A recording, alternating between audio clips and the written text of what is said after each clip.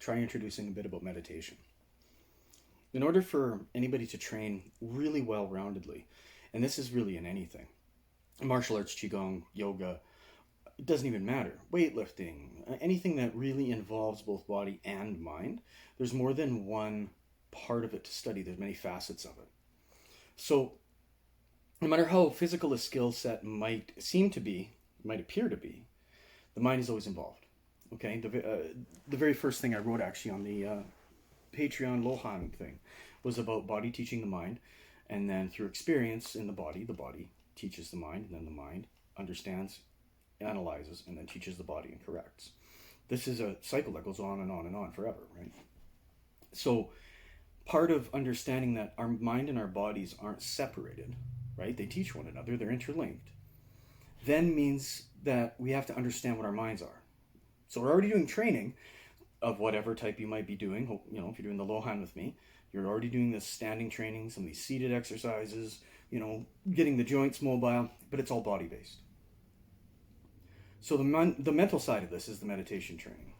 So this video is going to be about what meditation is not.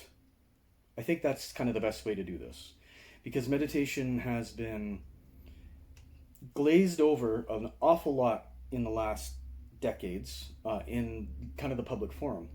And it's been popularized, which is great, and it has great benefits, even the popular versions of it. However, it tends to be extremely misunderstood. So unless you're just doing a little bit of meditation for some deep breathing and it makes you feel better each day, but there's nothing wrong with that, that's fine. Do any kind of meditation you want. But if you're hoping to gain some of the benefits of meditation you read about, clarity of mind, all these like kind of weird cliche words, wisdom, etc., then you have to have a teacher. You have to actually do meditation. So meditation is not sitting around and trying to think of nothing, which is what most people think, you know, instinctively it is. And it's you're sitting there cross-legged on a rock in a cool forest with a waterfall behind you, and there's nothing but, say, clarity or a bell ringing or white noise or silence or however you see it in your head, but no thoughts, no stray thoughts. Okay? No. If you start like that, then you're shooting for a very advanced stage from the very beginning. It's like going into grade 1 and somebody hands you algebra. Figure this out. You barely know your alphabet. Enjoy. You're not going to make sense out of it. Okay? You'll have some success, you'll have some failures, but it's not going to overall be the best plan, right? It's not a great curriculum. So, easiest way to start, this is the way my root guru, Luangpor, which means grandfather actually, taught me. He was the abbot of the Wat Damamongkol in Bangkok before he passed away. And this was kind of his secular method of meditation. And secular meaning he is a Buddhist monk, but what he did is he kind of pulled all the religious side of the Buddhism out of it, all of the religious sounding parts. And then he taught the meditation course just as basically a science and logic-based course, how to study your own mind. It's what Robert Thurman sometimes calls psychonautic experiences. Psychonauts, people who explore their inner space rather than astronauts who explore outer space, right? Okay, so here it is. I've done videos on it before, but let me try again. So our minds are constantly busy. If we find ourselves trying to concentrate on something, it's very normal for us to actually be looking and thinking about one thing and then suddenly have something pop into our head about, did I leave the oven on at home? And suddenly we're off this topic and we're wondering about the kitchen and we're wondering about dinner, and we were doing this. Now we're sort of on autopilot doing this. So what we aren't is mindful. Mindfulness means no matter what you do, be present while you do it. So if I'm giving a video lecture, I need to be mindful of the fact that I'm supposed to be paying attention. I'm supposed to be looking at the camera as much as I can. I need to pay attention to the topic I'm on. I have to be mindful of it. I can't be sitting here thinking about, why did that stereo just beep? Right? I have to pay attention to what's happening at all times. Very much in martial arts, right? Mindfulness in martial arts is the difference between life and death, quite easily, quite simply. So in order to achieve mindfulness, We have to look at it in a way where all of these scattered thoughts, say we have 10 different thoughts going on in our heads, and it's about our kids and our pets and our mortgages and whatever else is going on. And then there's little old us coming in and saying, I'm going to take control of this because this is crazy in here. I can't handle all of these happy thoughts, sad thoughts, depressive thoughts, angry, fearful things, things I worry about. I can't handle it all anymore. I need something to calm me down. So what you do is you pick something to focus on. So this is what my teacher taught me. You pick two things, okay? One of them is a silent recitation. So this is a 2-syllable word that has some kind of decent, inspiring meaning to you. Non-religious, okay? It can be anything. I know somebody whose word was freedom. My teacher's word was Buddho, which is Pali, and it means purify. And because I don't speak Pali, I use it because it had like no connotation other than, well, Master said it does this, it means this, okay. Good word for me. So any word that has 2 syllables with a good meaning will work. 2 syllables because when you're repeating it in your head, you want to get kind of a cadence to it, a rhythm, okay? It makes it easier to concentrate. Now, you take that 2-syllable thing. So if I'm doing it out loud, I'd be like Buddho, Buddho, Buddho, Buddho. And then I would pick a place in my body because we're always integrating mind and body, right? So what I would recommend is your navel or dantian, right? Just behind that in your torso. Because it's the center of kind of who you are. It's one of your chakras, depending on which system you look at. It's dantian in Chinese medicine, etc., etc. And what you do is you place your mind there. So if you place your mind quite literally thinking, my belly button, it's just like if I were to place my mind on my finger. This is a good exercise if you want to do it with me. I put my finger up, it's no big deal. But if I look at the end of my finger and I think about what is the end of my finger feeling? Is the air touching the end of my finger cold or hot? Is there a breeze in here?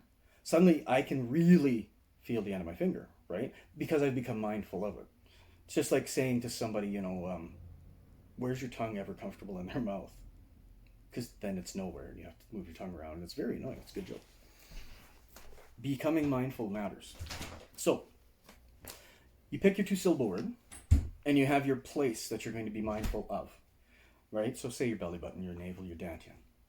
And then the meditation is actually repeating the 2-syllable word in your mind silently as though you were repeating it or saying it to your focal point. Okay? So what we've done is we've taken the 10,000 different things in our mind, these mental processes and thoughts, and we've taken it down to 2 things, a yin and a yang. We're like, okay, I'm going to ground my mental processes on this repetitive sound in my head. So anytime I'm like, is the toaster on? It's like Buddho, Buddho. It doesn't matter if the toaster's on, Buddho, right? And then I'm also going to ground it here in my body and in my torso, right? I actually asked Luang Por about where he recommended. He said it should be anywhere in the torso. And what did he say? Anywhere that can't be cut off and you survive. He said that wouldn't work out well. So like, don't put it in your hand or whatever. So you meditate on this spot in your torso. And you keep having this repetition happen. The 10,000 things go down to a mental and a physical place. And what will happen is if you keep doing this over time, and I don't mean over long periods of time. My teacher recommended people start meditation at 5 minutes. 5 minutes, 3 times a day. And in 30 days, you'll notice what it does. Guaranteed. Just don't miss a day. Even though it's really hard and you'll find that you are always distracted, it won't matter. Okay? Because if you have a strong enough mind, it won't make any difference. So, after some time, so a month, 2 months, you'll start to notice that it's not like you have a focal point and a silent recitation anymore. It's like there's sort of one thing. I remember very vividly that it was like I sat down to meditate, or we were walking and meditating, I don't remember which. But the memory is that I was about to start saying my word to do my mantra, and it was already going. By the time I quieted my mind down, it had already begun. And that's when I knew my meditation training had started to do something, right? And now, years later, I still repeat that mantra if I'm under stress. And it works because when I'm under stress, or I repeat the mantra, it puts my mind and my body in that place that I've been teaching myself is very cool and very relaxed and very easygoing. So meditation is not blanking out. It's not becoming void, okay? Empty, white noise. It's taking all of your thoughts and wrestling them down and deciding what you're going to think about and being very poignant about it. My teacher in Buddhism calls it one-pointedness. I'm going to think about this mantra and I'm going to think about this point in my body and nothing else. I think about the video game I was playing, I go back to what I was doing. I just start over. I think about the song that was on the radio this morning when I woke up, I go back to what I was doing. Whatever it is. Okay? It doesn't matter what's going on in your life. You just go back to what you were doing. And slowly what will happen is your mind will become more and more powerful. Longpur used to call this literally mind power. He called it like a bank account of it. And every time you meditate, you build just a little bit more mind power, a little bit more mind power. You're just depositing a few cents in this account. But mind power is our ability to stay focused, to stay mindful, concentrated. And in the acts of superhuman feats, mom lifting a car off of a child, these kinds of things, from this point of view, it's the mind power that allows that. Because it's the mind that ultimately released all of the adrenaline, that blah, blah, blah. Okay? Anyway, 2-syllable word, focused on Dantian, 5 minutes, 3 times a day. I can't even explain what a difference that will make. But that's the very, very basis of what simple meditation is for the first little while. Because we're doing 100 videos in 100 days, I'm going to do more meditation instructionals, especially if you have any questions. But I'll try not to confuse anybody. So please make sure you comment and let me know if there's anything that's not clear. All right. Thanks.